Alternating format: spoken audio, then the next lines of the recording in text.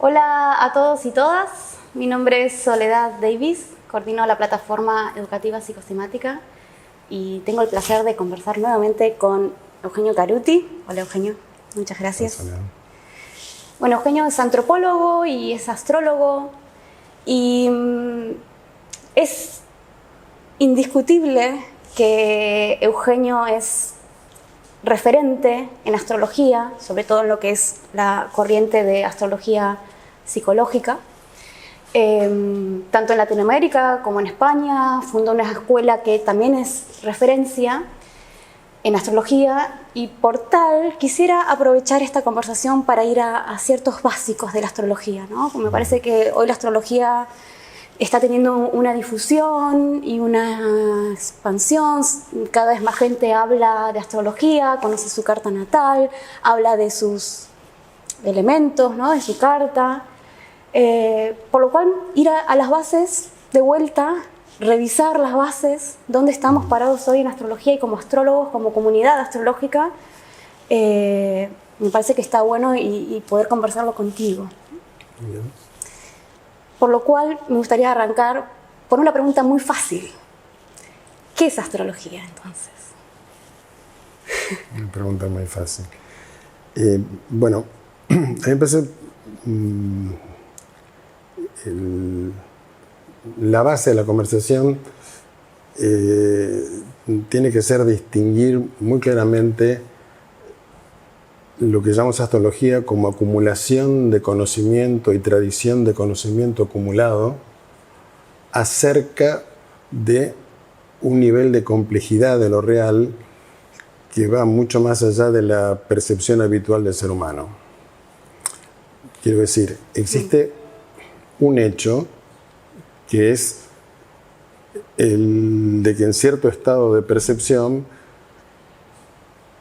el universo que nos rodea y los procesos internos y existenciales del ser humano están estructuralmente acoplados.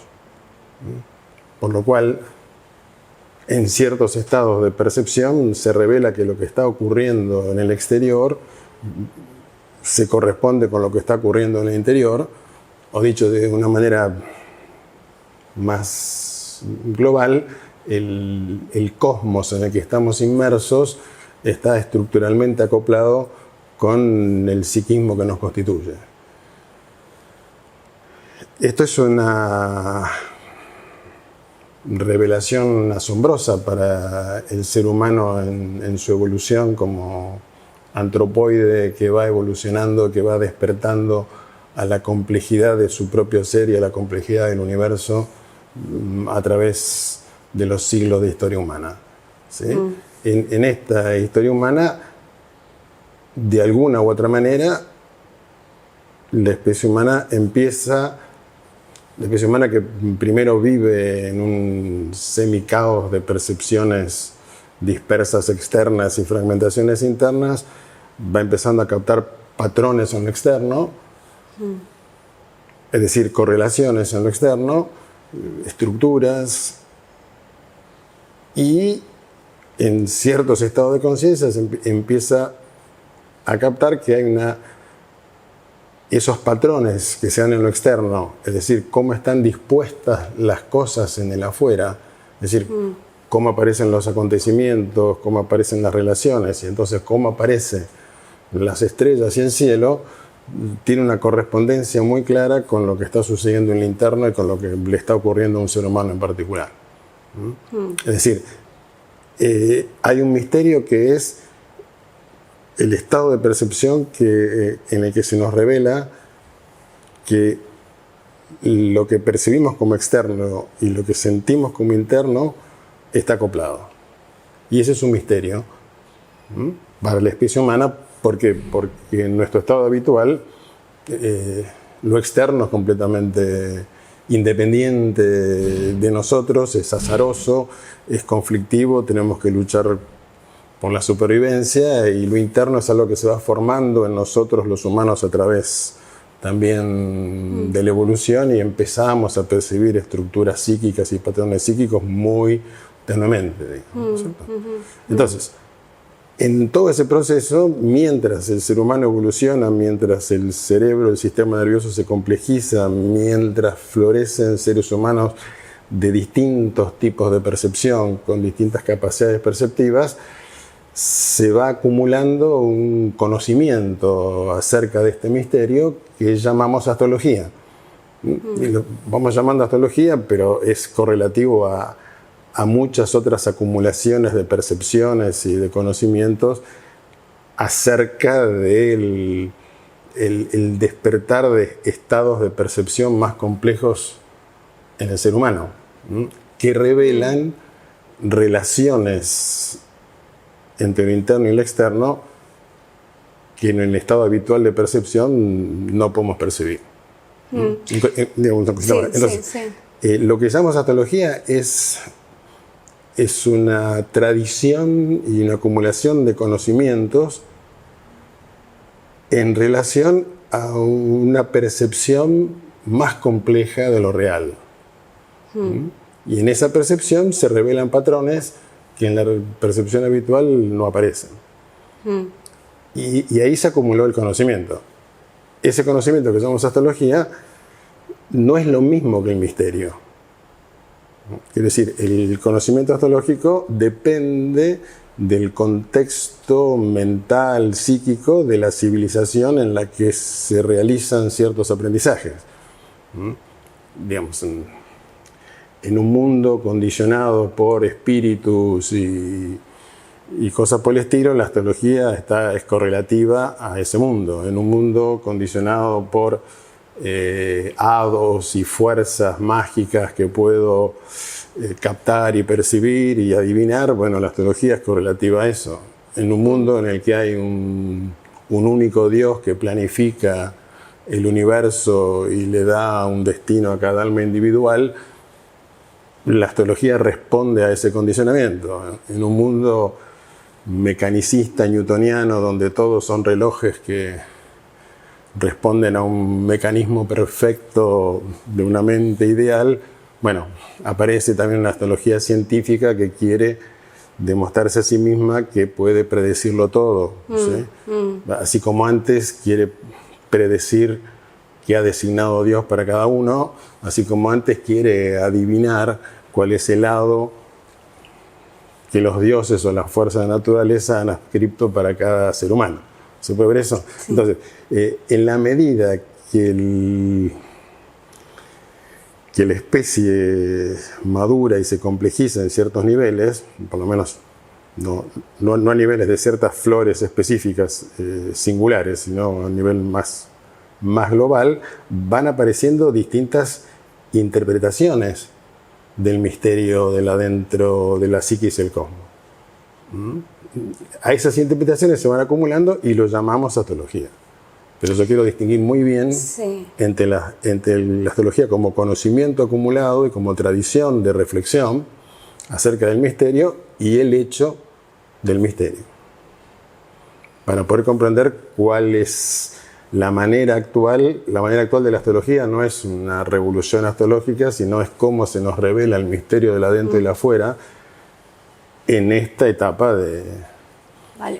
O sea que no habría, o sea, desde esta perspectiva, no hay una astrología separada de su contexto cultural. Bueno, muy buena pregunta. Entonces, el contexto cultural condiciona cualquier conocimiento. La interpretación que se haga y la relación con ese misterio, con el misterio. ¿Sí? Cuanto más las personas que hacen astrología están atadas a los condicionamientos culturales, más harán una astrología que sea una interpretación epocal de esa época de lo que se les aparece como misterio. Y siempre hubo una corriente mucho más profunda en el cual desde niveles de percepción más complejos podemos decir que el investigador o la investigadora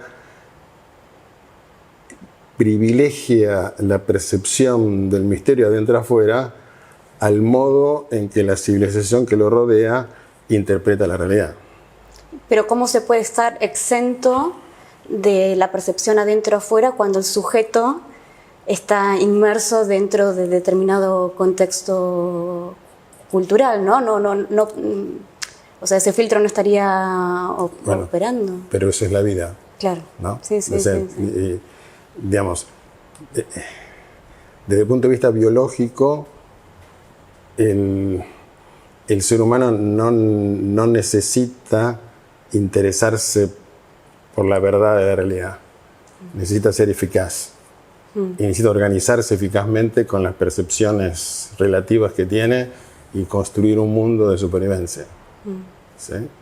Dentro de este proceso aparecen seres humanos que continuamente intentan atravesar la necesidad perentoria de la supervivencia y la organización de la comunidad que nos obliga a mantenernos dentro de cierto rango de percepciones, y aparecen investigadores o investigadoras que perforan de distinta manera ese horizonte, ese límite, y se atreven a desorganizar el modo en que el psiquismo se organiza en esa civilización. Y eso está presente en cada uno de nosotros. O sea, la tensión entre el condicionamiento que cada época y cada civilización y la acumulación de los condicionamientos humanos sobre nosotros nos organiza necesaria e inevitablemente, está en tensión con la complejización del sistema nervioso, el desarrollo de nuevas conexiones y la posibilidad de estados de percepción que van mucho más allá de lo que la civilización tolera para organizarse. Es decir, el cuestionamiento de la organización psíquica de la civilización en la que uno está es inherente a cualquier investigación de los estados más profundos de lo real y de la percepción. Sí. Y esa dualidad de aprender a vivir en dos mundos, bueno, vos lo sabrás tan bien como yo, que es todo el tema. O sea, vivimos en más de una dimensión. O sea, es más de dos. Por supuesto, vivimos en más de una dimensión y cómo organizar percepciones y necesidades de coherencia propias de distintas dimensiones, bueno, es todo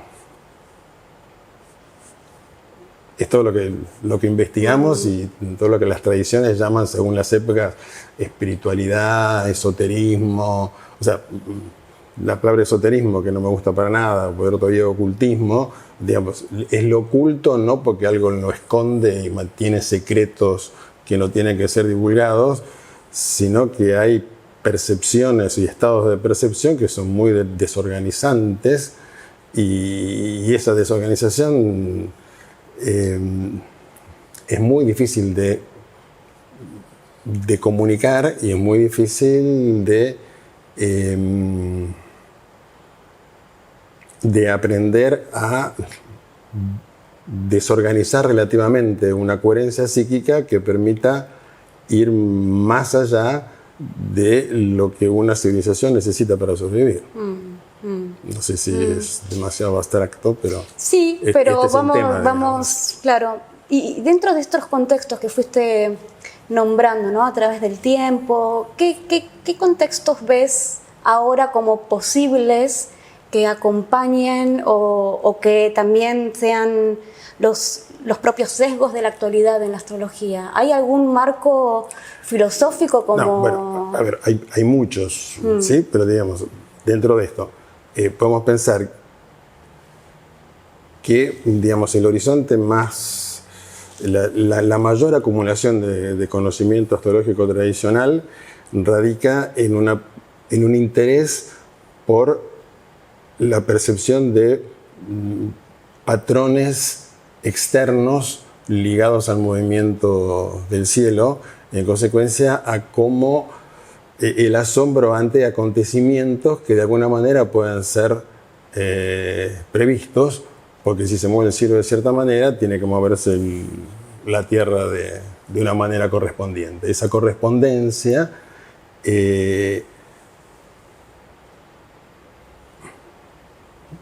la mayor parte de la tradición astrológica conocida ha enfocado mucho, se ha asombrado mucho más por la coherencia de patrones externos, es decir, que llamamos de destino, que por darle visibilidad a los patrones internos psíquicos de los seres humanos que viven en esos mismos movimientos del cielo. Dicho más sencillamente, en nuestra época la especie está empezando a madurar en el descubrir lo que llamamos psiquismo de una manera mucho más compleja de lo que antes se atrevía a investigarlo y a comprenderlo, porque en un mundo de dioses y demonios, en luchas internas entre el bien y el mal, bueno, sabemos que ha habido un salto enorme, que todo eso que proyectábamos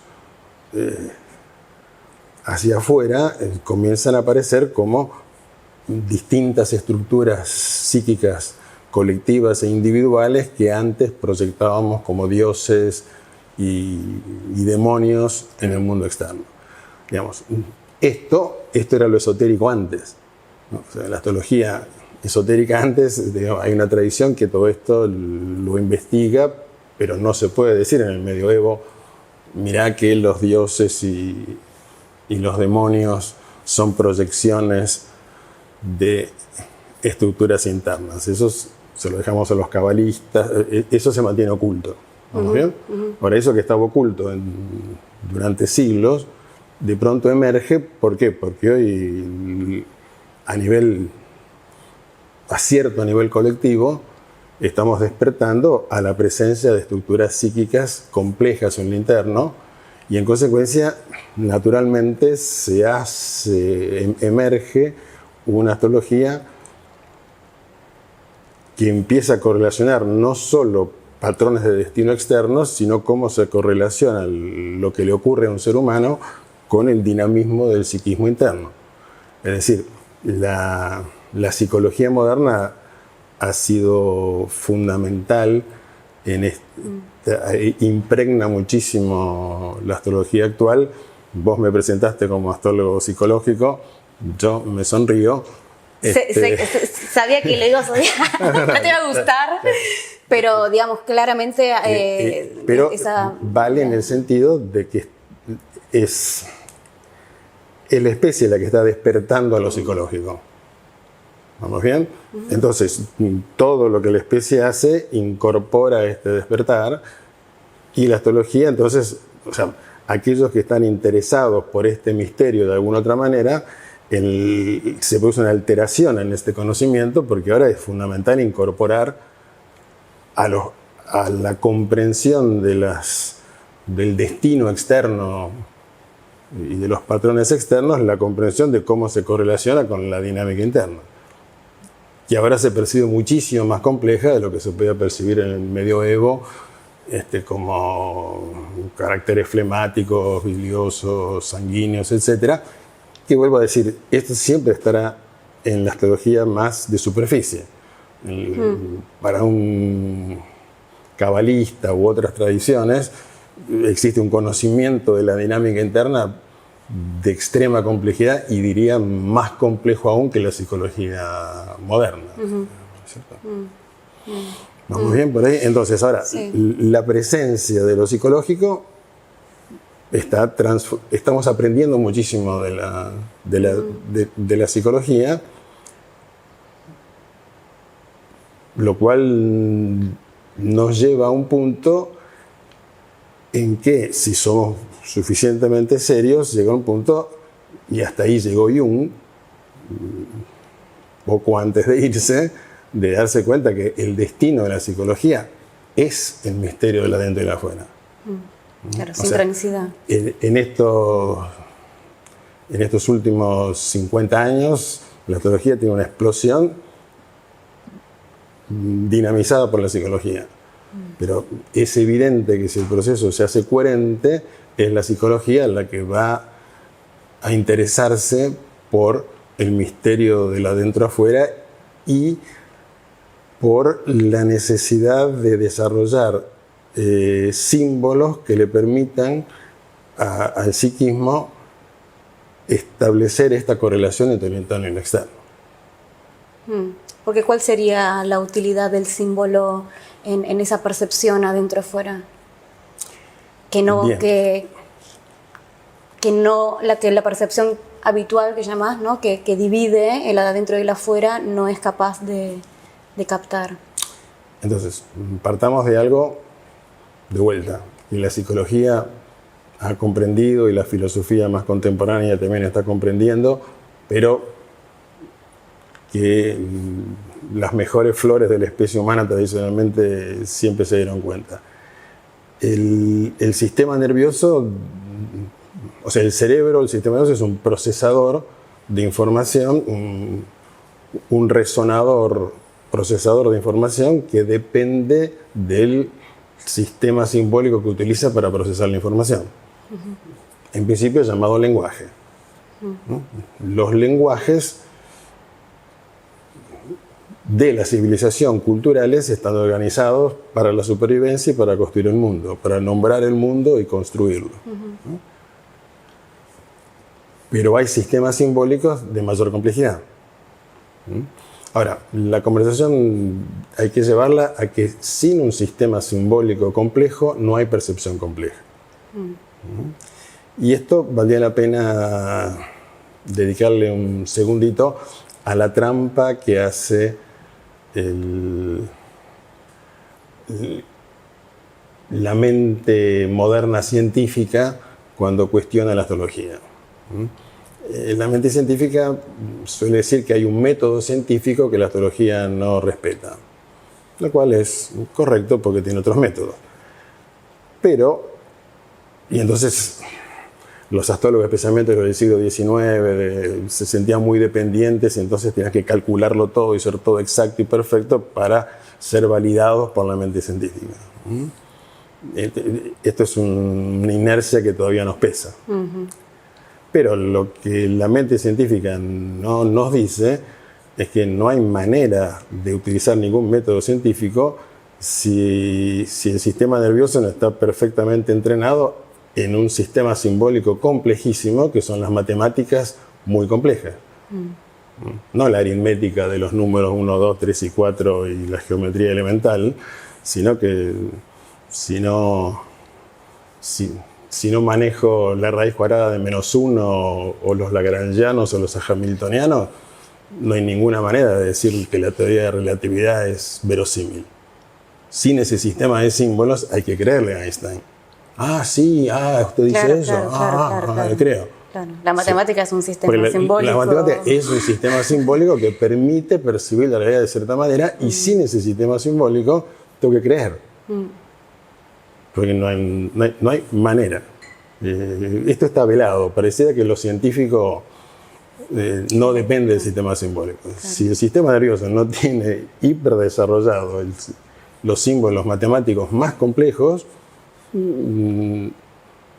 hay que creerle a la ciencia. Eventualmente por sus resultados técnicos, ¿sí? Pero toda la indagación está basada en el manejo de un sistema simbólico que te permite percibir la realidad de un modo muy complejo. Te permite generar ecuaciones que hacen que sea verosímil que existan cuantos o que existan entrelazamientos o que existan átomos, moléculas, etcétera, etcétera. Ahora, existen sistemas simbólicos que además están acoplados con la matemática que permiten percibir y procesar información aún más compleja. Vamos a decir, la complejidad de la matemática llevaba a la ciencia a un umbral. El umbral al que llega la mecánica cuántica es, nos damos cuenta que cada vez que se observa lo observado cambia. Es el principio de indeterminación, etcétera, etcétera. O sea, la complejización de la percepción con el sistema simbólico matemático de la ciencia está en el umbral de darse cuenta que lo percibido y el perceptor están en estructura. Ahora, con otros sistemas simbólicos, que son el zodíaco, los planetas, o las letras del alfabeto hebreo, o cierto tipo de imágenes, o las rayitas llenas o cortadas de lichín, esos sistemas simbólicos de otra complejidad, le permiten al sistema nervioso captar una correlación que si no, no se capta. Por lo cual, si se capta otra relación, también la realidad también estaría cambiando. Sería percibo otra realidad. Percibo otra realidad gracias al sistema simbólico. O sea, el sistema nervioso necesita símbolos para procesar información. La astrología, dentro de esto que yo suelo llamar lenguajes sagrados, sistemas simbólicos que no dividen, lo externo y lo interno, tiene una peculiaridad que es congruente con la matemática, mucho más que otros, ¿no es cierto? Y eso le da una complejidad y una riqueza muy grande. Ahora, esto quiere decir, a veces yo estudié ciencias exactas y tengo conocidos que me cuestionan la astrología y siempre les digo, mira, es muy sencillo. Yo, para conversar con vos de esto, tuve que estudiar matemáticas complejísimas. Y tuve que dedicarle años a esas matemáticas y decir, es cierto, entonces, ¿qué pasa esto con los electrones? Ahora, vení conmigo,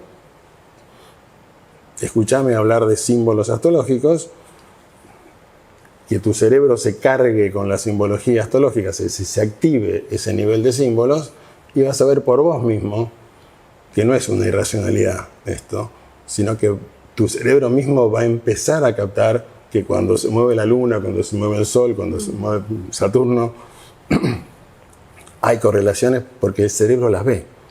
Necesita despertar en el sistema simbólico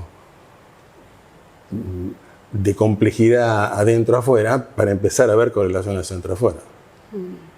Y eso para mí es lo potente, es lo fundamentalmente potente del conocimiento astrológico. Más que las técnicas, etcétera, etcétera, el potencial meditativo, perceptivo que se puede desarrollar si los símbolos del zodíaco y de los planetas empiezan a estar activos en el psiquismo. Automáticamente el sistema nervioso espontáneamente empieza a captar correlaciones que antes no captaba. Empieza a captar cambios de estados internos que se correlacionan con lo externo y empieza a darse cuenta de hechos externos que no son casuales, sino que están ordenados con lo que me pasa, que es lo que Jung revela desde el punto de vista de la psicología moderna, descubre la sincronicidad, ¿no es cierto? La sincronicidad quiere decir que ahí es cuando capto la congruencia espontánea de lo que está sucediendo en el afuera con el estado interno. Sí, de que todo está conectado con todo. Exactamente. Y para Jung esto es excepcional, porque esto solo sucede cuando el nivel consciente no interfiere. Entonces se produce un acoplamiento de lo consciente y lo inconsciente que llamamos intuitivo, perceptivo, lo que fuera, y ahí se produce esa sensación sincronística que produce tanto asombro a cualquiera que la vive, porque digamos, es como estar pensando en alguien y alguien llama por teléfono, ese tipo de cosas. Sí, que parece un shock. Que parece un shock porque no vivimos en ese estado perceptivo.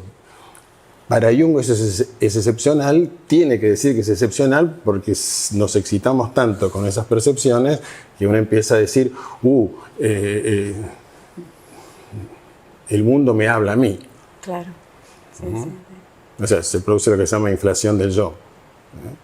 Ahora, la astrología es una acumulación sistemática de conocimiento que trata de no excitarse demasiado y no colapsar místicamente con la inflación del yo, de que la realidad es sincronística todo el tiempo. Todo el tiempo. De que esto que para la psicología moderna más desarrollada en este nivel, digamos, no estoy valorando más a Jung que a Freud, sino que digo, Jung investigó cosas que Freud no investigó.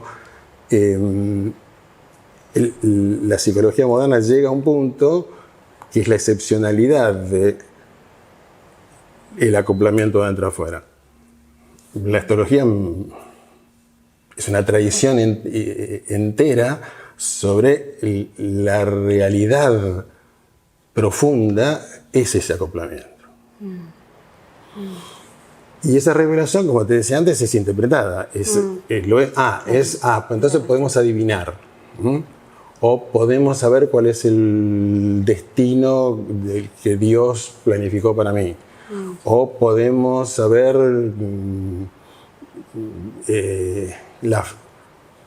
lo que inevitablemente me va a suceder. O podemos saber secretos de la psiquis que antes no se me revelaban, y a un psicólogo no se revelan porque con la carta natal ve otras cosas. Y aquí estamos en estos debates dentro de la tradición astrológica, dentro de la revolución que está habiendo en este momento para la astrología. Porque ¿cuál es la cuestión? Y la cuestión sería que si yo vengo si yo tengo muy atesorado las investigaciones de los árabes y de la astrología medieval y de Morin de Villafranche y de una cantidad de investigadores, yo digo, a ver, me están reduciendo el misterio, este misterio me está produciendo un conjunto de proyecciones del psiquismo y están diciendo que Venus es una proyección de un arquetipo del inconsciente colectivo. O que Marte es una proyección del inconsciente colectivo, y se me diría, no, pero esa proyección del inconsciente colectivo de pronto te va a hacer chocar con el auto. ¿Vamos bien? Entonces, tenemos que generar espacio para este diálogo mucho más profundo, en este despertar de niveles más complejos de percepción y cómo la tradición astrológica se deja transformar por esta comprensión psicológica, pero a su vez como los mejores psicólogos, y Jung sería el primero, empiezan a aceptar que sin el misterio de adentro afuera no hay psicología profunda posible. Como que no queda margen para el misterio dentro de determinadas explicaciones de proyección. ¿Eso estás diciendo también? Claro, se elude el hecho, o sea, a ver, ha sido fundamental descubrir para la astrología el concepto de proyección, ¿cierto? Así que el psiquismo tiene una dinámica condicionada por las experiencias tempranas de un individuo y después por patrones inconscientes colectivos, y que entonces el ser humano interpreta la realidad del presente depositando en este presente interpretaciones que son del pasado, de su infancia, diría Freud, simplificando, del inconsciente colectivo, diría Jung, y cómo hago para dejar de proyectar, digamos así, simplificando, dejar de depositar en el afuera esos patrones internos. Parecido a lo que decías de los dioses en la antigüedad. Bueno, es un fractal de lo mismo, claro. Porque es la misma especie que va tratando de comprender, digamos, siempre para mí la imagen básica es un grupo de antropoides asombrados ante el cielo estrellado, teniendo que defenderse de otras especies en una naturaleza exuberante y maravillosa, con otros antropoides que los vienen a atacar, y esos seres que somos, deslumbrados, vamos tejiendo un mundo que nos permita sobrevivir y al mismo tiempo tratar de darnos cuenta qué somos y qué es esto. Digamos, entonces, toda esta conversación es, cómo se juntan ríos de información que iban por canales diferentes. Entonces, si yo amo lo que hacían los árabes con la astrología, digo, no, me están simplificando la astrología, me la están psicologizando. ¿No? Ahora, si no hacemos una pelea, sino que si generamos espacio, entonces, dejémonos psicologizar un rato, aprendamos de la psicología y empecemos a darnos cuenta que lo que está diciendo la psicología en el fondo es una interpretación limitada del misterio existencial de que lo que le ocurre al ser humano es habitar un acoplamiento entre lo interno y lo externo. En consecuencia, tarde o temprano, la investigación sobre el psiquismo humano y sobre el cerebro va a desembocar en que hay una correlación entre lo externo y lo interno. Ese es el tesoro que guarda el conocimiento astrológico. Y dentro de esta mirada, ¿dónde queda la proyección y qué es destino, entonces? Bien, entonces, la proyección es proyección de qué, ¿cierto? Cuando dice un psicólogo dice ¿proyección de qué? Freud te diría proyección de marcas e impactos de los primeros años de tu vida, que gatillan ciertas estructuras psíquicas, sistema de defensa, etcétera, etcétera, y después yo voy a hacer terapia y deposito en el terapeuta la figura paterna o lo que fuera.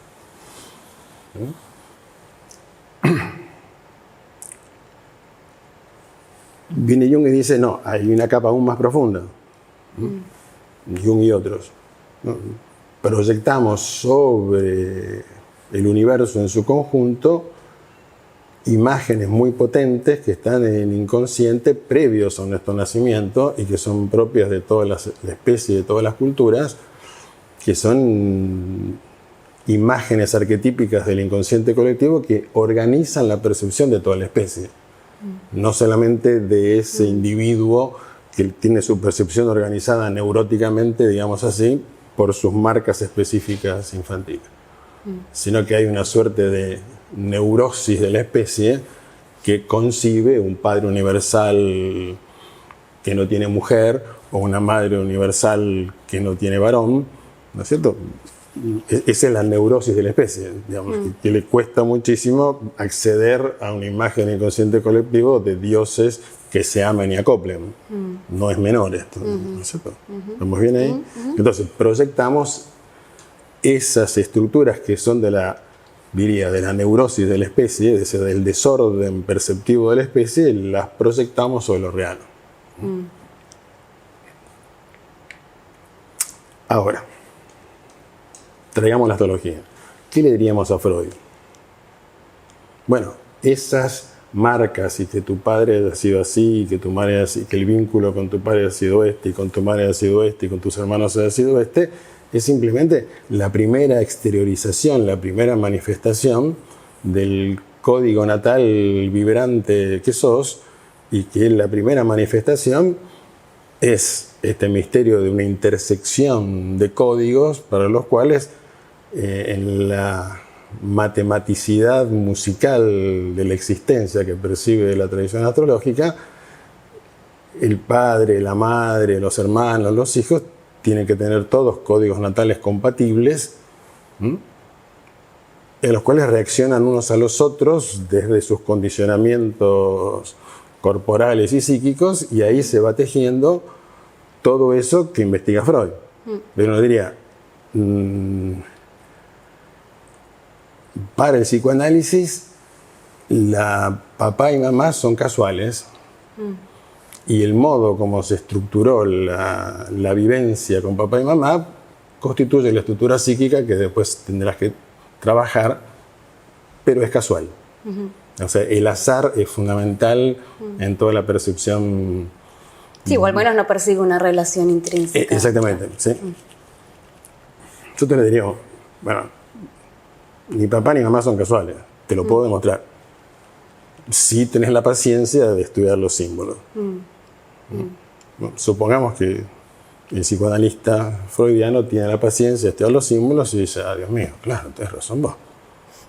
Yo lo veo, claro, la luna en Escorpio y la mamá es así, el Saturno en casa 10, papá es así. ¿Qué? Y ahí se empieza a asombrar y ahí vamos, entonces ya dice, no es que estoy proyectando marcas infantiles. Las marcas infantiles son el sellado corporal, emocional, psíquico de la exteriorización de un código que precede a la experiencia concreta. Claro, la narrativa. Precede a la narrativa. ¿Vamos bien? Ahora, después, ¿qué le decimos a Jung? Jung nos dirá, proyectamos sobre el planeta Marte el dios de la guerra y sobre... ¿no? Seguro que proyectamos porque concebimos los dioses a imagen y semejanza y los proyectamos sobre lo real, pero esas proyecciones, ¿dónde se originan? Jung diría en el inconsciente colectivo. Vamos a decir, ¿y el inconsciente colectivo? ¿De qué está hecho? De una acumulación de vidas enteras de seres que eran cartas natales vivientes.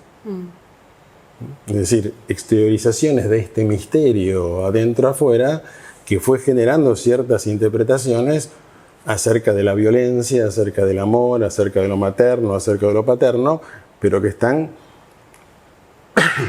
maravillosamente implicadas e encriptadas en esa matriz de significados polisémicos que es el zodíaco.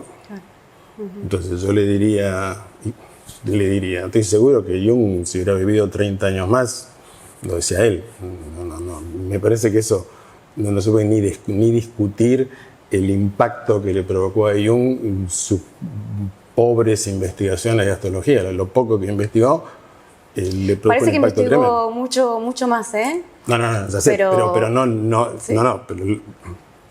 Que no fue la última época. No, lo que te quiero decir es que investigar mucho en astrología es mucho. Es decir, es mucho para que te modifique y que para que modifique todos tus supuestos. A esto me estoy refiriendo. No, seguro que investigó mucho, pero no pudo redefinir todos sus supuestos en función de la astrología. Digamos, pues estoy seguro que si hubiera vivido 30 años más. Ahora, hay que tener esa energía de dejarse asombrar y de que el zodíaco es una matriz de arquetipos. Que los arquetipos son condensaciones de Cáncer, Capricornio, Aries, Libra, Tauro, Escorpio, etcétera, etcétera. Y son condensaciones de este misterio que si el planeta Marte está, vamos a decirlo así, trópicamente en cierta posición, no es una proyección que choques con el auto. Es que eso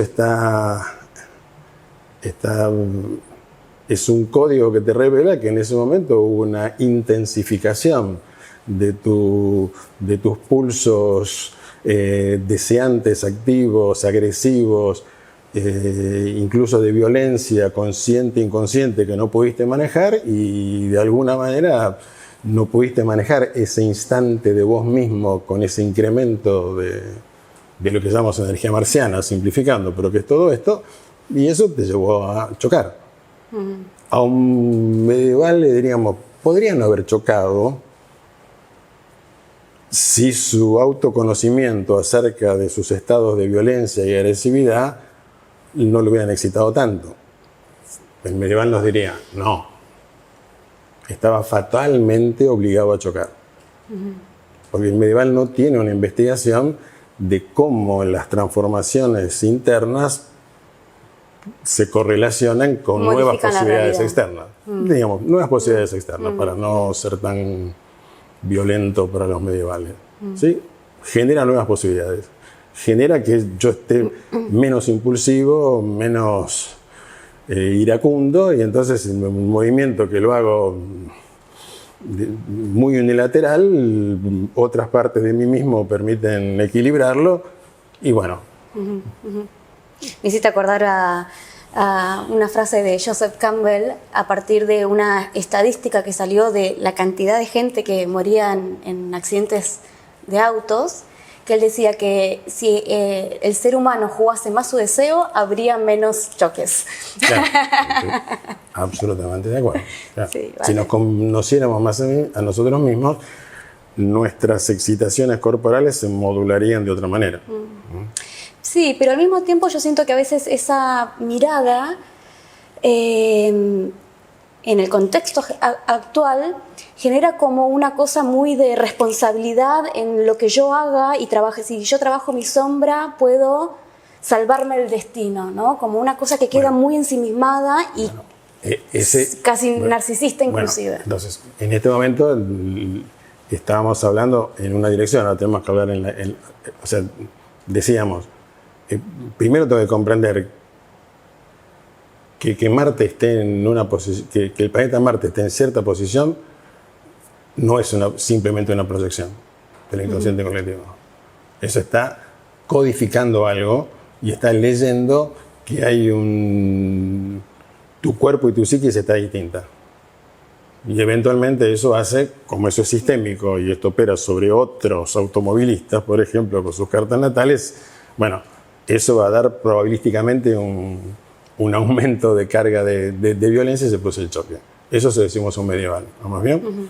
Ahora, tenemos que decirle, viene el psicológico y dice, no, entonces, si yo conozco mi carta natal, no puedo evitar que me pase cualquier cosa. ¿Vamos bien?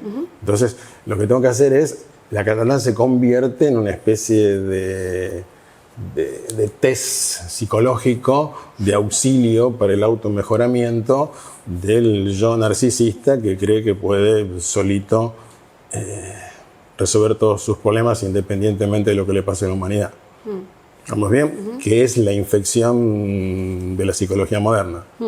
¿Vamos bien? No, del otro lado, la psicología moderna peca de narcisismo, en el sentido que está tan enfocada en el sujeto y sus posibilidades infinitas de mejoramiento, que la desgaja completamente de la humanidad en su conjunto, de la trama, el planeta y todo lo demás. ¿Sí? Entonces, este condicionamiento narcisístico de la psicología moderna, que como todo salto cognitivo tiene sus luces y sus sombras, no es una crítica, sino una comprensión, nos hace creer que podemos mejorar infinitamente de acuerdo a nuestros deseos conscientes, lo cual hasta freudianamente es una estupidez, ¿no? Pero quiero decir, una cosa es comprenderse a sí mismo profundamente y otra cosa es creer que si conozco mi carta natal puedo transformarme de tal manera que no me pase lo que no quiero que me pase. ¿Cuál es el malentendido ahí? El malentendido fundamental es que el código natal es una estructura muy compleja, porque como es una estructura de adentro a afuera, no describe a un sujeto. Claro. Describe una vincularidad. Cada uno podría decir que uno es parte de su carta natal. Exactamente. Si hay algo de lo que uno no es dueño, es de su carta natal. Así como tampoco es dueño de su cuerpo, esa es la fantasía, ¿no? Soy dueño de mi cuerpo. Bueno, estoy seguro que hay una cantidad de cosas que tu cuerpo te hace hacer que no vas a poder evitar hacerlo. ¿Sí? Porque no es cierto, esa forma parte del narcisismo emergente de nuestra época. Que la astrología podría predecir porque lo leonino en una transición a la era de Acuario se tiene que manifestar. Pero dejemos esto de lado por ahora. Digamos, el código natal es el misterio de la relación psiquis-cosmos llevado al individuo. En el sentido que, bueno, esta es mi carta natal. Pero mi carta natal en realidad es la descripción de una exteriorización vibratoria, interactiva, compleja, que me está decodificando mi modo de vincularme y el tipo potencial de seres humanos con los cuales me vinculo.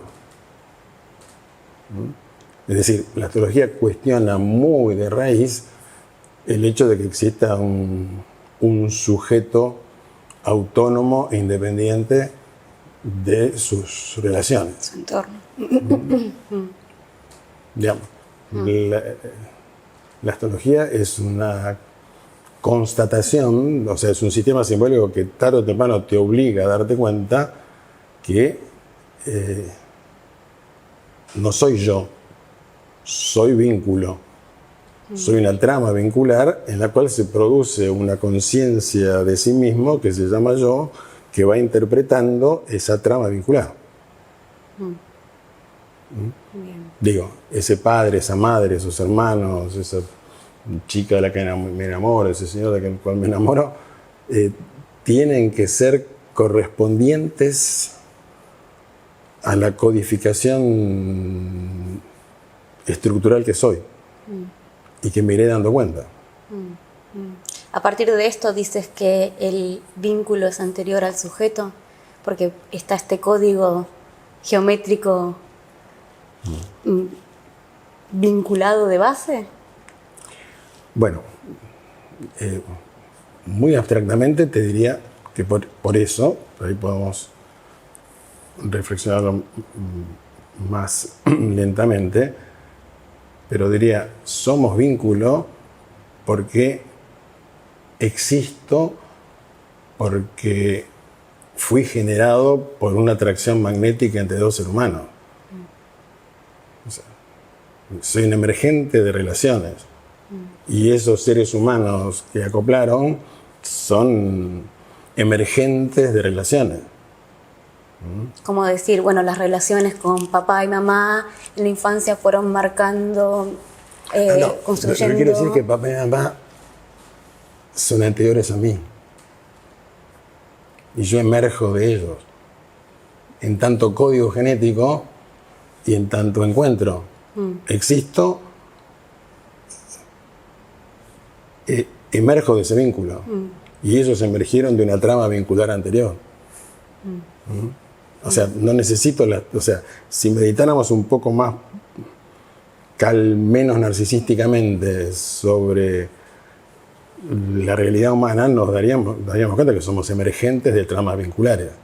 Lo estamos empezando a ver, ¿no es cierto? Se hacen esos test de ADN que rastrean todo el ADN y entonces te demuestran que por más hitleriano que seas, tenés un 18% de sangre semítica o bosquimana. O sea, que todos nuestros ADN están contaminados porque son complejísimos y por supuesto sabemos que nuestro ADN es un 5% diferente al de los chimpancés y el de los bonobos y un 2% diferente a la de las moscas. Ah, eso no sabía. Sí, es bueno saberlo. Sí, es bueno saberlo. El genoma es una realidad de la vida. El genoma es una realidad de la vida, es una codificación que nos precede y que está dentro de cada uno de nosotros, dentro de cada una de nuestras células. Eso es la genética. Eso quiere decir que en cada célula de mi ser está encriptada un torrente de información que es vincular. O sea, que haya sangre bosquimana en mí, ¿qué quiere decir? Que se relacionaron seres, que emerjo de esas relaciones. Y si vamos más profundamente, el código genético nos permite ver que emergemos de todas las relaciones de la Tierra, aunque digamos que somos los dueños de la Tierra. Somos los emergentes vinculares de una trama prodigiosa que palpita y de códigos que están ahí latiendo en cada una de mis células y cada una de las células tuyas y cada una de las células del gato. Y están esos códigos viviendo. ¿Sí? ¿Vamos bien? Sí.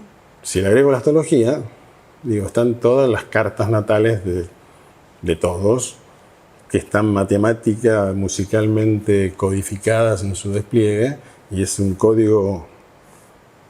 El otro lado del código biológico sería el código que llamamos astrológico. Sí. Desde este contexto que venimos conversando, entonces, ¿cuál es el rol del astrólogo desde tu mirada y cuál es la función de una consulta astrológica? Bien, yo tengo que ser muy sincero. Por favor. ¿Sí? Digamos,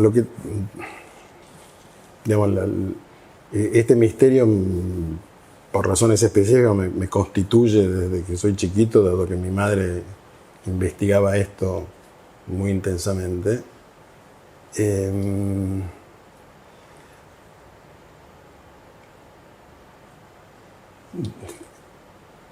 Yo soy un investigador de este misterio.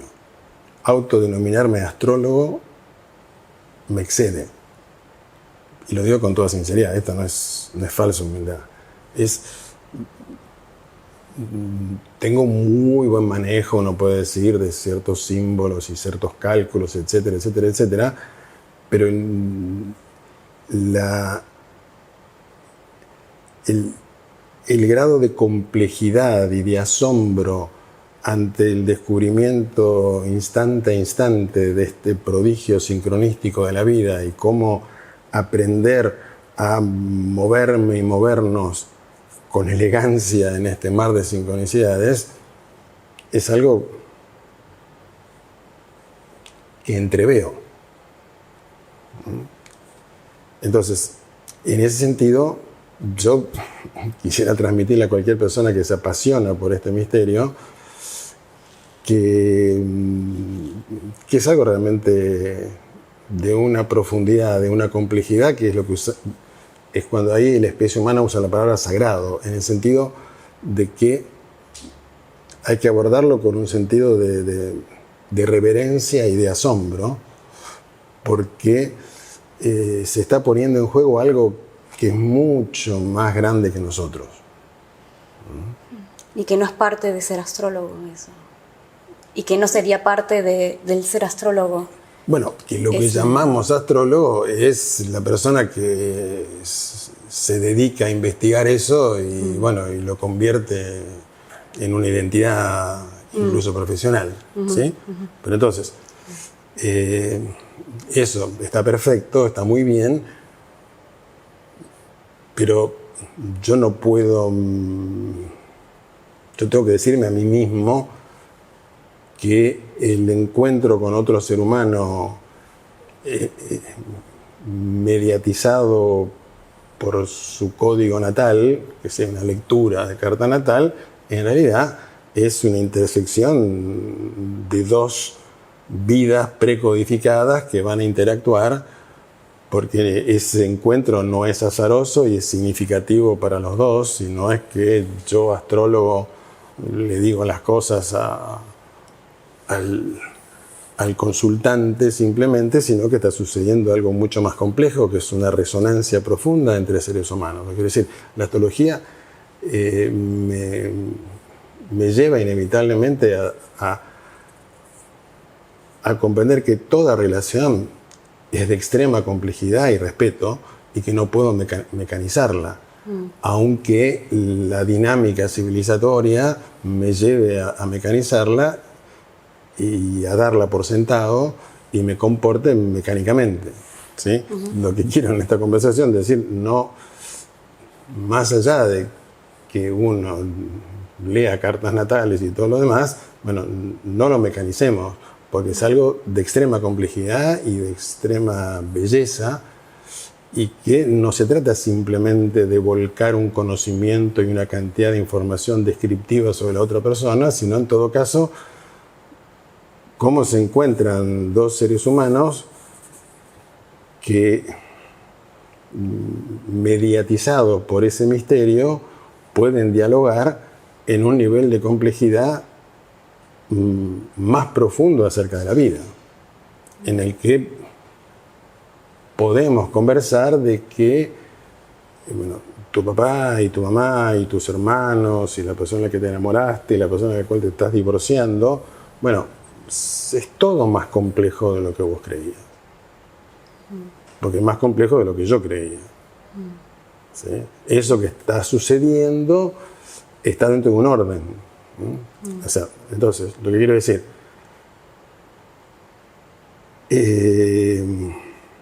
si soy un investigador de la astrología, soy un investigador de que por debajo del desorden de las pasiones humanas y de las ilusiones humanas y del modo conflictivo de organizarse los humanos, existe un orden más profundo. Un orden musical, vibratorio, creativo, y que el encuentro entre la persona que investiga este misterio y alguien que queda atraído por él, si no, no me consultaría, es, bueno, qué tiempo y espacio psíquico le dedicamos a explorar el orden profundo que existe por debajo de lo que vos vivís como conflicto. Porque si no lo vivieras como conflicto, no me vendrías a consultar. ¿No es cierto? O sea, eso que llamamos conflicto es el emergente del choque entre el modo civilizatorio de percibir, que es, como decíamos al principio de la conversación, siempre en base al azar, a mis traumas infantiles, a lo que debiera ser y a los patrones que la civilización dice que debiera ser, en contraste con un orden muy difícil de percibir, en que la persona llamada astrólogo o astróloga se entrenó para empezar a percibir, y cómo podemos generar un contexto de que perciba que detrás de esos conflictos son una interpretación mecánica y reactiva de un orden mucho más profundo. Porque si no llegamos a eso, si no generamos ese contexto y ese espacio de conversación en el cual lo que uno puede hacer es acompañar al otro a descubrirse más complejamente, y eso solo es posible si mientras te acompaño me doy cuenta yo de cosas, ¿sí? De cómo nos damos cuenta justamente de que hay una intersección entre nosotros que nos lleva a esa conversación. Primer punto. Y segundo punto, la conversación es esta. Hay un orden en ese conflicto. Lo que interpretás como conflicto,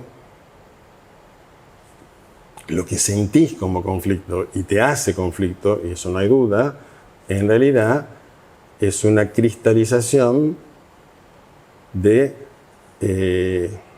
informaciones psíquicas que están divididas internamente, que se polarizaron por tus experiencias tempranas, porque estamos condicionados para eso, y todo el aprendizaje de la vida es como ir aprendiendo a que eso que se antagonizó al principio de la vida y que está antagonizado por las imágenes del inconsciente colectivo, que también son antagónicas entre sí, en realidad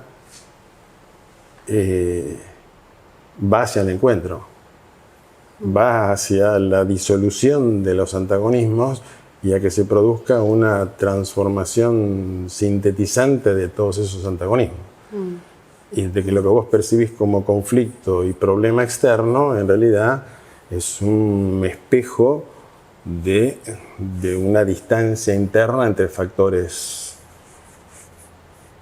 que necesitan que se produzcan ciertas perturbaciones en tu vida o en mi vida, para que esas perturbaciones nos obliguen a revisarnos y a darnos cuenta que el origen del problema externo está en lo interno. Es decir, lo que entiendo, no solamente una consulta astrológica no sería solamente una cuestión de trabajo psicológico, luz y sombra, sino que implica el despertar esa percepción estética de orden en la vida, ¿no? ¿Sí? Como dos niveles de lo que está pasando.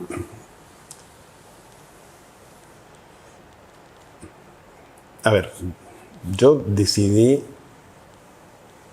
dedicarme a la investigación y a la transmisión. ¿Sí? Y en esa transmisión lo que trato de generar es justamente este espacio de no mecanización del misterio. Y el espacio de que es más de que la relación entre consultante y astrólogo o astróloga es lo creativo.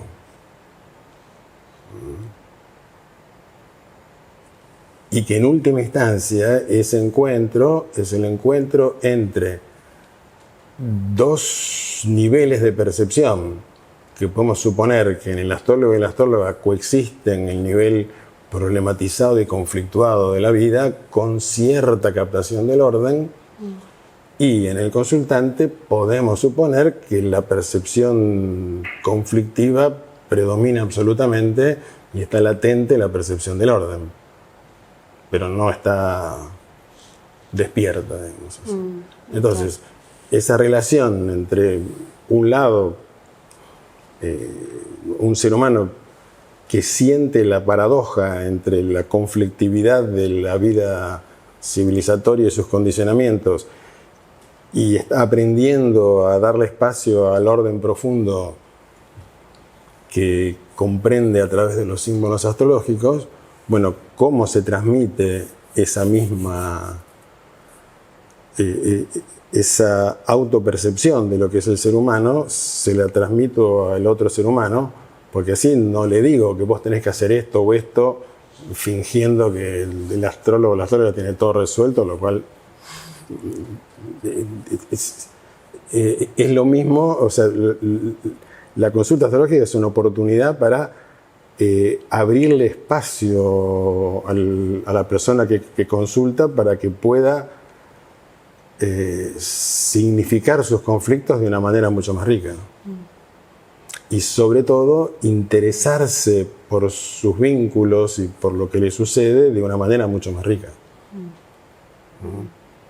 Porque yo puedo simplemente decirle, bueno, tu mamá es así porque vos tenés la luna acá, y tu papá es así porque tenés la luna así, lo cual está perfecto y es lo introductorio, pero puedo llevarlo, acompañarlo a que perciba que en los vínculos reales, si los sigo viendo divididos, yo sigo estando dividido. O sea, si no me doy cuenta de que la persona de la cual me enamoré tiene estructuras absolutamente compatibles en las cuales nos construimos mutuamente de una manera que ya está precodificada, es inútil que te dé un consejo acerca de si es bueno que te separes o no te separes. Dar consejo me parece que es atroz, pero claro. En todo caso, la acción nacerá de... ¿Te vas a separar o no te vas a separar? Bueno, sí, puede ser la predicción, pero no hay aprendizaje profundo. El aprendizaje profundo está si la persona dice, bueno, vos, tu naturaleza profunda es que vos acoplás de un modo uraniano. Bueno, entonces, Vos tendés a depositar en el otro el uraniano, etcétera, etcétera. O sea, el descubrir cómo me construyo mutuamente, cómo por código construyo al otro y los otros me construyen, es mucho más rico que una predicción o que un consejo. O con una mera descripción psicológica, porque esa mera la descripción psicológica adolece del vicio narcisista que decíamos antes, de que no me interesa en cómo yo construyo a los otros y cómo los otros me construyen. Simplemente quiero ver cómo solito resuelvo mis problemas. Entonces, como sabemos, no ocurre. Claro, claro, no es solamente una cuestión de conocimiento, sino que es un cambio de lógica. Bueno, en cómo uno se aborda en la vida, ¿no? Tanto en términos internos y externos. Y esto, pero esto que estás diciendo es muy complejo, yo no puedo hacerlo. Alguien que estudia sociología me dice, no te preocupes, porque lo que cada uno hace es lo que puede hacer.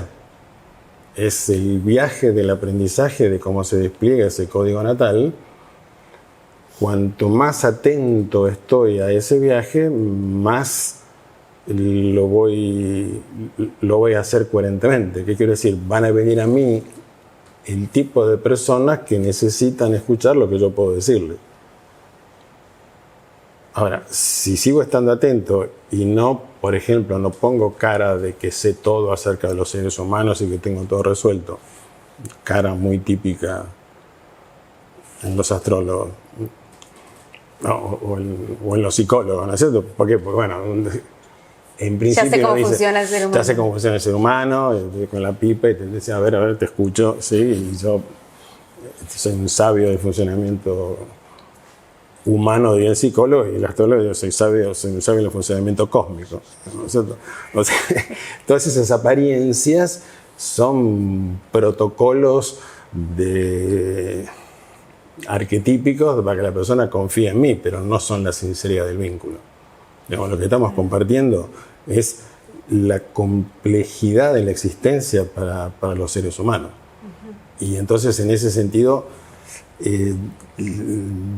lo que tengo que hacer en las consultas es ser muy, muy comprensivo de la complejidad de cómo se exteriorizó ese código específico que está delante mío, al que lo tengo que comprender en su diferencia específica.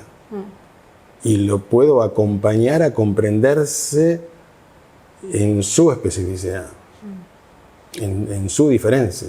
Y lo puedo acompañar a comprenderse en los moldes en los que quiere entrar de lo que le dice la civilización, que es una interpretación de una parte de sí mismo respecto de lo más singular de sí mismo. Entonces puedo acompañarlo a que respete lo más singular de sí mismo y encuentre espacio para relacionarse, vincularse y darse una forma en la vida que sea congruente con lo que va descubriendo de sí mismo. Yo te puedo ayudar o acompañar, mejor dicho, a que toques lo más singular, lo más específico. Y que eso florezca.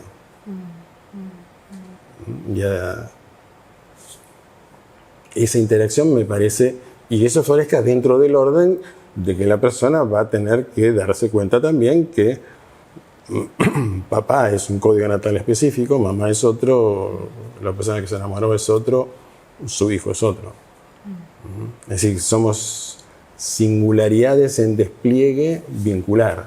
Entonces el respeto por el despliegue de la propia singularidad surge del respeto del despliegue de la singularidad de los demás.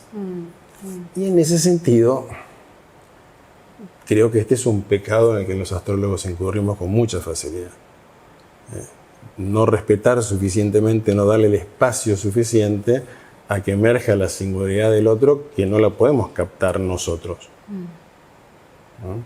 Que con nuestras descripciones e interpretaciones, para autoconvencernos y convencer a todo el mundo que sabemos, tendemos a modelar en extremo y a quitarle espacio a que lo que vamos a hacer es que la persona se ponga más en contacto con sus potencialidades y acompañarle a una comprensión más compleja de sus vínculos pero dejando el espacio a que emerja lo que nadie sabe de ese ser, por más astrólogo que lo sea. Digamos, porque si el código natal no es el despliegue de una potencialidad que se florece con otros, y que en consecuencia es codependiente de cómo van floreciendo los demás, si no acepto eso, yo podría entonces creer que puedo, leyendo una carta natal, conocer a la persona. Pero eso es falso. O sea, la astrología tiene, diríamos en términos astrológicos, una contaminación saturnina secular. Modernamente tiene una contaminación narcisística leonina también muy potente, digamos, ¿cierto? Digamos, entre moldear y vos podés hacer lo que quieras con tu vida, son dos polos que tenemos que aprender a pulsarlos, a darle espacio para que se manifiesten. Pero dar ese espacio es, digamos, en la consulta es darle espacio a que el otro se autodescubra. Acompañarlo a que se autodescubra. Acompañarlo a que se dé cuenta de lo que no se había dado cuenta. Que es mucho más rico de que acepte mis descripciones. Podríamos decir que este enfoque que estamos conversando de la consulta astrológica y del rol del astrólogo, o sea, por debajo estuvimos hablando de inteligencia vincular constantemente. Exactamente. Pero que desde la perspectiva de la inteligencia vincular excede el contexto de la consulta, sino que es la experiencia cotidiana, con lo que nos vamos relacionando todo el tiempo.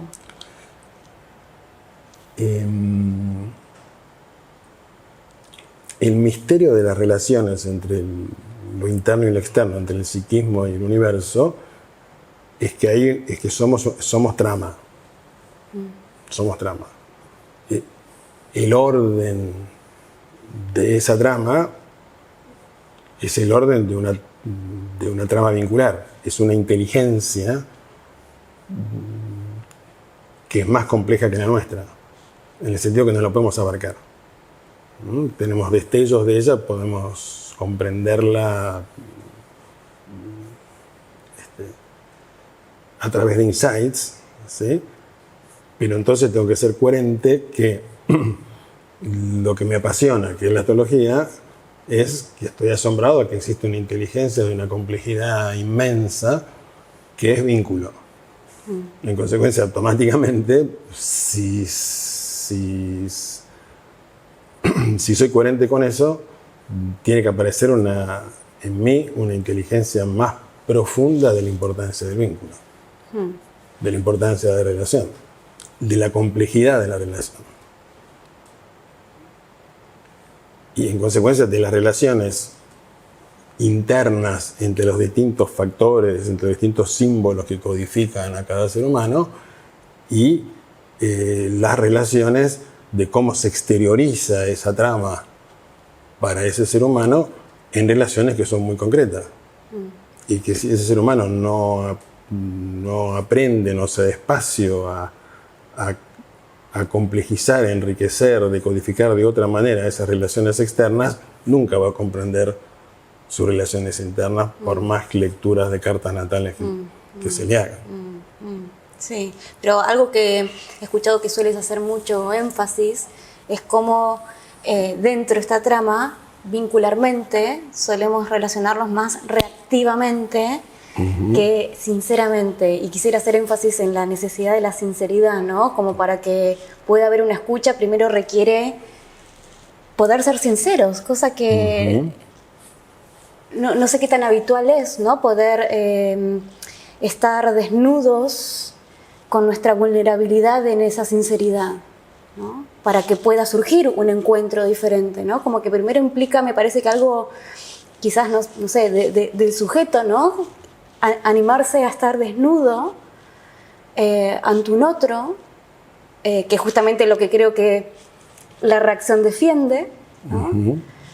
Para que pueda florecerse. Podrían hablar como, o no me quiero poner virginiana y metodizar, ¿no? Como si hubiese distintas fases, ¿no? En la inteligencia vincular, como, bueno, de contacto, de asimilación y de orden, no sé. Pero si puedes amplificar un poco en la necesidad de la sinceridad, claro, respecto a la inteligencia vincular.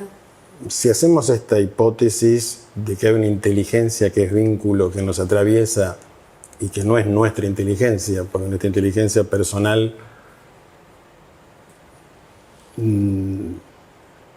es una inteligencia de un sujeto que se siente no vinculado y se siente en un mar azaroso de vínculos a los que está sometido y obligado y no sabe qué hacer con ellos, ¿sí? Si partimos de esa base, lo que tengo que partir es de la desinteligencia vincular.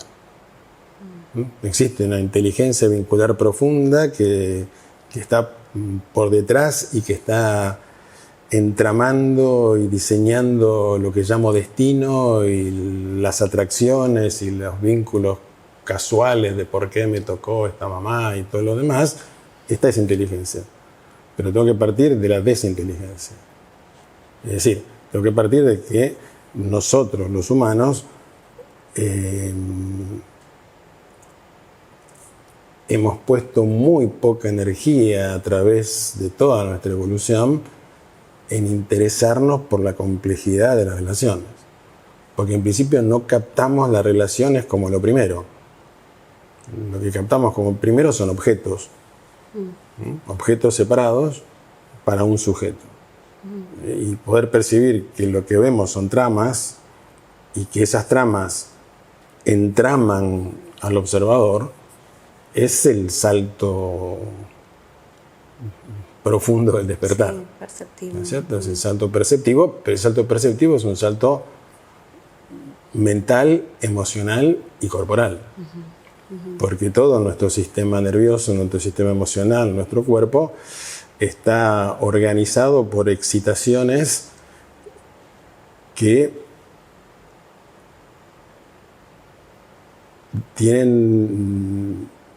son siempre respuestas mecánicas a estímulos mecánicos. ¿Qué quiero decir con esto? Cuando uno dice la palabra excitación, ¿cierto? Excitación corporal, excitación emocional, excitación mental. Digo, excitación me estoy refiriendo a que ante determinado estímulo se disparó una respuesta automática que no se pudo evitar. Ese estímulo-respuesta. Esto que nosotros vemos mucho en el instinto animal, bueno, cada vez más nos damos cuenta que más allá de los instintos, nuestras conductas responden a procesos de estímulo-respuesta. Que eso es justamente la proyección. ¿La proyección qué es? Bueno, convertí al otro en un estímulo a partir del modo como que lo construyo, lo convierto en algo que me dispara una conducta automática.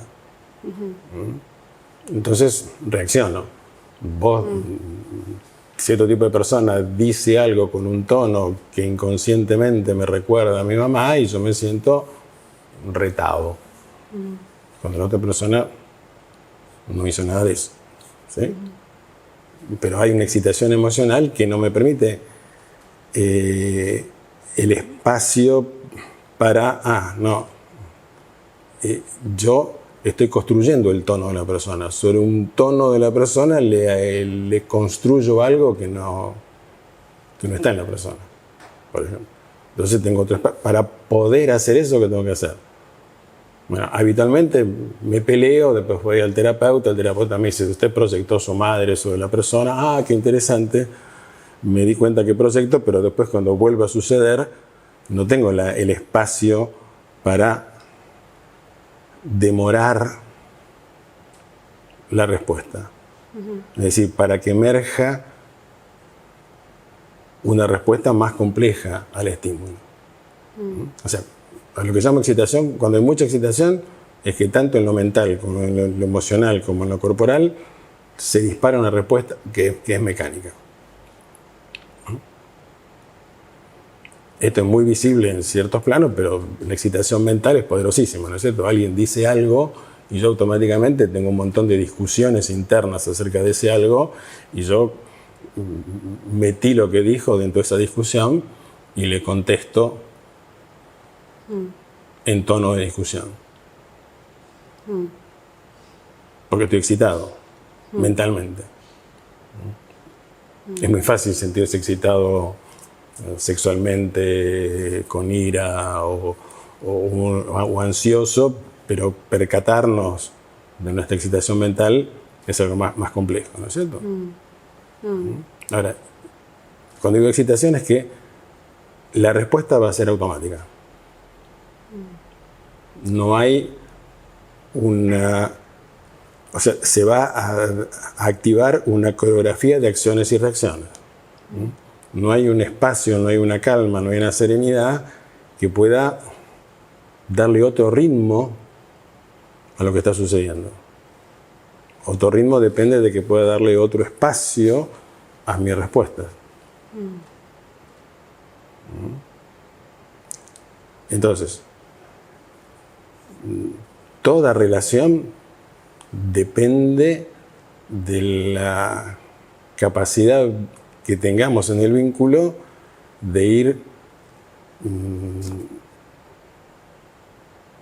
desarmando nuestras respuestas mecánicas y nuestras interpretaciones a priori mutuas que provienen de heridas infantiles, de arquetipos y de proyecciones de la carta natal, de manera que eso que vayamos desarmándonos nuestras construcciones mutuas.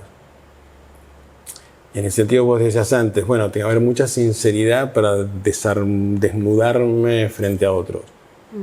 Bueno, es más fácil si nos desnudamos mutuamente. Porque en esa manera de decirlo hay una fantasía de que me desnudo yo y quedo totalmente vulnerable ante otros que están completamente vestidos porque supuestamente ya saben. Digo, me parece que esa es una construcción que es muy importante en todo vínculo, que reconozcamos los múltiples niveles de asimetría que en todo vínculo existen, pero que no nos cristalicemos. En el sentido de que la sinceridad sea mutua. Si pudiésemos poner un ejemplo, por ejemplo, no sé, vos haces algo que a mí me gatilló algo y te digo, Eugenio, anda a cagar, no sé, cualquier cosa. O la sinceridad sería, Eugenio, hiciste esto y me pasó así, así, así, se me dispararon estas cosas. ¿Cuál sería el cambio? Y podemos hacer dos protocolos. ¿Sí? Sí. Puedes decirlo. Sinceridad. Dijiste, anda a cagar. Yo puedo reaccionar y ofenderme, enojarme o decir qué hice. ¿Sí? Y eso dispara, sigue la coreografía, o eventualmente el otro puede tener un espacio para decir, a ver, ¿qué pasó? ¿Qué pasó que te hizo dar esa respuesta? Entonces, en el vínculo nos damos un espacio para examinarla. ¿Sí? En el segundo caso, vos me estás diciendo, no, vos misma te vino el impulso de insultarme y vos misma no disimulaste ese impulso, sino que me explicitaste la furia que te provoqué, que vos te das cuenta que es exagerada por alguna razón, pero que la furia... Y me podés decir, bueno, ayúdame a investigar de dónde es qué botón me apretaste. Claro, yo puedo poner cara de superado, decir, bueno, es todo tuyo, o decir, a ver, bueno, vamos mutuamente, a ver, ¿es todo tuyo o qué hice yo para apretarte ese botón? O sea, ¿cómo se dio la cadena de acciones y reacciones? Claro, ¿cuál es la dinámica? ¿Cuál es la dinámica? Entonces ahí, si entramos en esa dinámica, nos vamos a dar cuenta que que estamos en una coreografía. Claro. ¿Y cómo hacemos para darle espacio para que emerjan otras coreografías? A partir de esa sinceridad te vas a dar cuenta enseguida que casi todos los vínculos son coreográficos. Y que empiezan con coreografías preimpresas, guiones preestablecidos, que tienen una cierta perdurabilidad, pero ciertos desenlaces previsibles, y la sinceridad está en, y le estamos aprendiendo a hacer, creo, a darnos cuenta que, bueno, se actualizó un patrón vincular. Claro. ¿Cómo podemos ayudarnos para desarmar ese patrón? Sí, me da la sensación también que revela algo que conversamos también, que es lo real, ¿no? Porque ahí el hecho también se complejiza, ¿no? Que muchas veces una conversación puede quedar en este patrón de mecánicos de reacción en quién tiene la razón, claro, ¿no? Entonces sí. Me parece que poder abrir un espacio de encuentro en donde ambas personas pueden tener razón, por decir, también revela otros niveles del hecho, por decir, ¿no? Como qué es lo que pasó, ¿no? Yeah. Sí, sí. Bueno, yo sueño que haya una época, que aparezca una época de la humanidad en la cual el anhelo de tener razón sea considerado algo muy desagradable. Pecado capital. No. Desagradable en el sentido como sensación. ¿Sí? Sí, claro. Que no haya interés. No. O sea, está bien. Puede ser que alguien tenga razón, pero bueno, necesito que lo exploremos, no que lo definamos. Claro. Porque el solo deseo de tener razón antagoniza y lleva, produce sobrecarga, porque hay algo que no se completa, hay algo que no circula. Cuando alguien quiere tener razón y eventualmente tiene razón. No sé si me explico. ¿Por qué? Porque si no aflojo y digo, bueno, espera, pero, ok, más allá que quien tiene razón, te das cuenta de lo que pasó, podemos vernos, y entonces se va descargando toda la carga del otro. Ah, tenías razón vos, ok.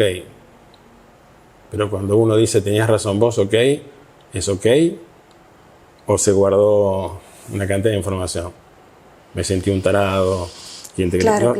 Eso acumula, y después en otra vuelta nos la cobramos. Claro, como el tener razón pareciera que fácilmente puede ubicar arriba y abajo también. Exactamente, ¿no? Como... genera una simetría que tiende a cristalizarse y que obviamente evoca todos los tener razón de todas las personas que uno conoció a lo largo de su vida desde que era así. ¿No es cierto? Entonces, evidentemente, la pugna por quién gana y quién pierde, quién tiene razón, quién no tiene razón, es un aprendizaje que tenemos que realizar. ¿No? Que son estadios muy tempranos de la organización humana los que obligan a definir muy tajantemente dónde está lo verdadero y dónde está lo falso. ¿No? En un estadio más complejo del humano y de la relación humana hay que explorar muy a fondo qué queremos decir con verdadero y con falso. Claro, arrancando por ahí, por los supuestos que... Y por los supuestos y decir, ¿de dónde viene esto tan tajante? Bueno, hay discernimientos que tienen que ser... Una cosa es algo muy claro, pero muy claro que se siente como claro, y otra cosa es algo muy tajante que se define como claro, pero que no se siente mutuamente como claro. No sé si se puede decir la diferencia. A ver, ¿puedes simplificarlo? O sea, vos podés distinguir algo que yo no distingo. ¿Sí? Y para vos es muy claro, para mí no. ¿Sí? Depende del modo como vos expreses eso que es claro, como yo puedo aproximarme a esa claridad y empezar a sentirla. Y en consecuencia, hacer que me sea claro. Porque si eso que te es muy claro me lo decís de cierta manera, a lo sumo yo te voy a decir, claro. pero no va a ser claro para mí. No se produce la sensación del vínculo, sino que se repite un patrón de legitimación y de autoridad. Claro. Claro. Y bueno, a ver, alguien puede decir, no, pero entonces que cada vínculo es un trabajo de Hércules. Y bueno, a ver, yo diría, la especie humana en su lucha por la supervivencia no le dio importancia al arte, a la belleza, a la delicadeza de lo vincular. Le pasó por encima, despiadadamente, cruelmente, porque por nuestro condicionamiento biológico, y ahora estamos en un estado planetario en el que nos damos cuenta que si no aprendemos a relacionarnos entre nosotros, a relacionarnos con la biodiversidad, a relacionarnos con la inteligencia artificial, si no aprendemos a relacionarnos de otra manera, ya no sobrevivimos. Yo creo que ese es el desafío que, a mi modo de percibir, estaba implicado en el despliegue de la Tierra, que tarde o temprano, por más que hayamos postergado dedicarle energía a lo vincular, tarde o temprano esto tiene que ocurrir. Y darnos cuenta que esa energía que le dedicamos a decodificar el vínculo no es una pérdida de tiempo, sino todo lo contrario. Porque bueno, al principio puede ser que sea demasiado complejo para algunas personas, pero después se hace mucho más rápido, empieza a ser natural, sí, como un músculo. Como un músculo que se entrenó. Entonces, bueno, estoy proyectando en vos, estoy depositando algo, a ver si cambiamos el tono de la conversación, a ver qué pasa, y se van desanudando nudos, que cada vez que se desanuda un nudo, uno dice, se desanudó el nudo en el vínculo, pero al mismo tiempo uno siente que se desanudó el nudo en la historia de cada uno, y se siente que se desanudó en la historia de cada uno, se están desanudando arquetipos y posiciones humanas y tensiones y antagonismos que son de la humanidad entera. Y en ese sentido, y creo que esto no es místico, aunque pueda sonar místico, cuando hay una entrega de corazón a la vincularidad, se empiezan a desatar nudos que no son personales y que empiezan a producir resonancia en la necesidad de que se desaten nudos internos y externos entre todos los seres humanos en el planeta, porque hay demasiados nudos. Quiero decir, hay demasiadas identidades que no están dispuestas a ceder nada, porque se sienten dominadas inmediatamente por los otros y que tienen un rechazo al otro que es irreductible. Y este es el misterio de la identidad. Cuanto más hice culto de la identidad, no me doy cuenta que hice culto a un rechazo. Que para conservar eso que llamo identidad, tengo que rechazar. Y para rechazar sistemáticamente, en el fondo odio. O sea, esto es complejo de decir, pero a ver si podemos tener espacio para investigarlo. Cuando hay una afirmación excesiva, una necesidad excesiva de identidad, no me doy cuenta que en esa afirmación está presente un rechazo tan grande a lo diferente que en realidad es odio. Es odio por la diferencia. No quiero aprender nada de vos o de ustedes. Ustedes no tienen nada que enseñarme, nada que decirme. Ustedes me han lastimado, me han herido, me han sometido. No quiero saber nada. Y ahí el aprendizaje vincular está totalmente bloqueado. Son capas geológicas en la especie donde el odio impide cualquier aprendizaje. Y bueno, es como ojalá el deshielo de los glaciares simbolice que se está descongelando algo en lo profundo de la especie. No sé si es así. Pero que se tiene que descongelar el culto a la identidad. Porque el culto de la identidad no es amor. Es el rechazo por la diferencia, es defenderse la diferencia, es tenerle miedo a lo diferente. Y tener muchos argumentos para tenerle miedo. Y todos lo sentimos psicológicamente como individuos, pero esto a nivel colectivo es muy potente, ¿verdad? Claro, claro. Y quisimos diferenciarnos tanto de estos seres del reino animal que le dijimos, bueno, no, pero ellos no tienen inteligencia y podemos hacer lo que queremos con ellos porque somos los dueños del planeta y no nos importó qué les hicimos.